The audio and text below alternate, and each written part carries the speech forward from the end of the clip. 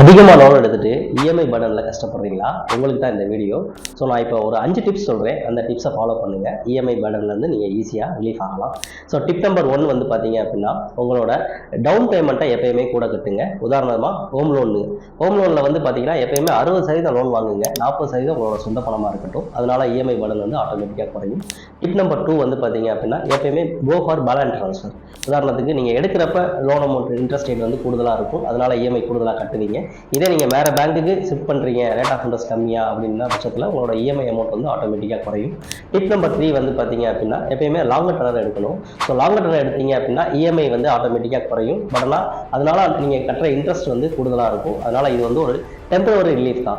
So tip number 4 வந்து பார்த்தீங்க அப்படின்னா, எப்பயுமே கம்பேர் பண்ணி லோன் வாங்கணும். ஸோ ஒரு பேங்க்கை விட இன்னொரு பேங்க் ரேட் ஆஃப் இன்ட்ரெஸ்ட்டில் எப்பயுமே கம்மியாக தான் இருப்பாங்க. ஸோ அதனால் கம்பேர் பண்ணி லோன் வாங்குறதும் இஎம்ஐ ஸ்ட்ரெஸ்ல இருந்து நீங்கள் வெளியில் வர்றதுக்கு யூஸ்ஃபுல்லாக இருக்கும்.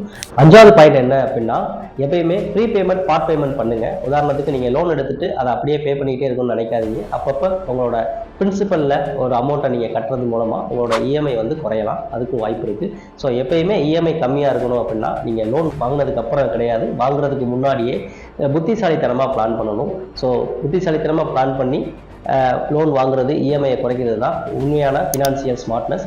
ஸோ இதே மாதிரி யூஸ்ஃபுல் டிப்ஸுக்கு நெக்ஸ்ட் வீடியோவில் சந்திப்போம். தேங்க்யூ.